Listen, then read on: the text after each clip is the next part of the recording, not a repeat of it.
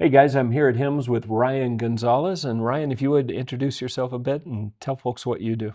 Absolutely. So you said, my name is Ryan Gonzalez. I'm the Director of Cybersecurity Partnerships for TRIMEDX.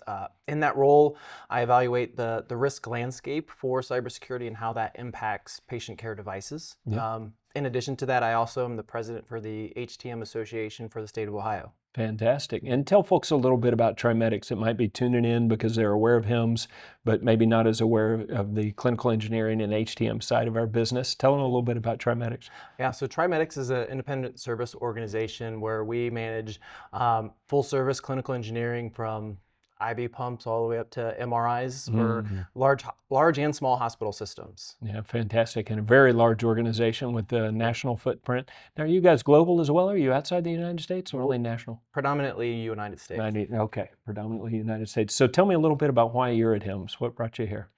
So for me, it's the ability to connect with vendors initially. There's lots of vendors in terms of OEM manufacturers, third parties, software that we use, and getting to see a sneak peek of what they have that's new, what we can bring back to our organization or our hospitals. Yeah. The other big piece of it is relationship building. All the different people we meet within the industry is getting a chance to share a meal with them, learn from them, and sometimes that's better than that's the best part of this. Right, the networking opportunities. And, traditionally, and in some organizations, clinical engineering or HTM or biomed roll up to the IT department. Some organizations, they don't. But traditionally, some folks have viewed this as an IT event, but you're sort of making the case that if you're on the clinical engineering side or the HTM side, this is really a good place to be. Yeah, even if your clinical engineering department doesn't roll up through IT, there's still a lot for you here.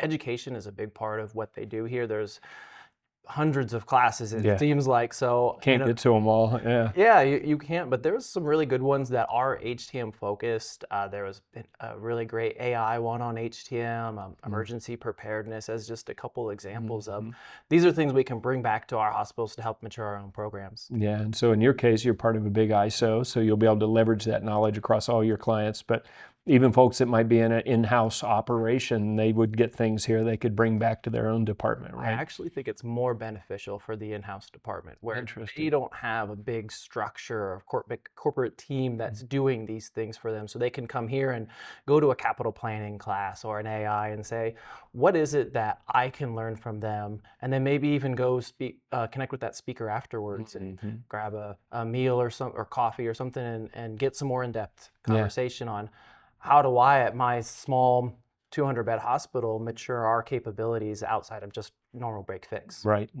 That's fantastic.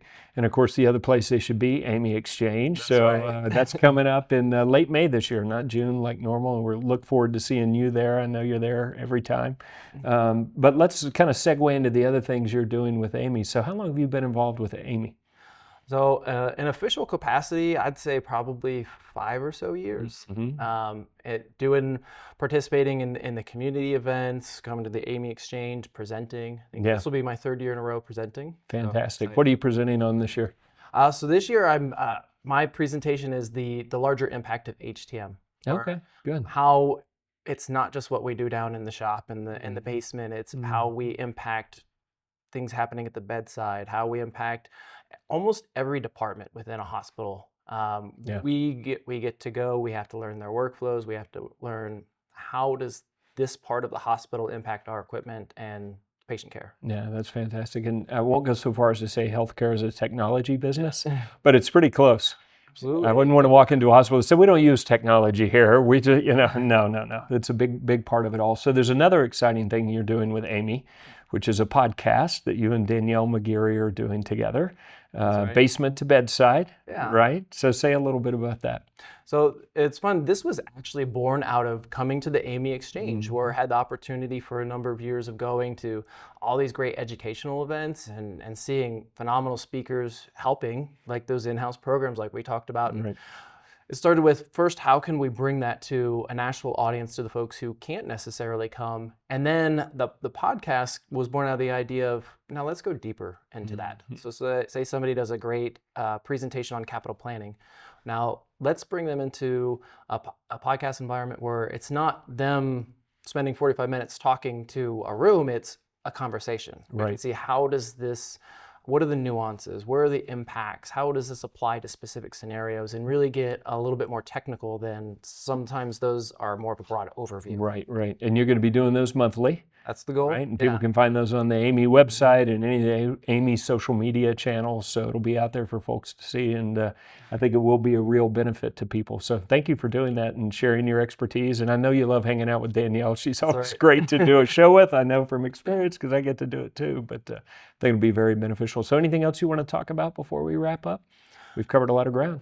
No, I just want to encourage everybody in the community to come out to these sort of events. And really, the best part of them is the things you get to bring back to your hospital. To, again, us no longer just being in the basement, focus on the break fix, what we can do to mature and help our whole hospital organization succeed, and maybe cut expenses, increase patient workflows.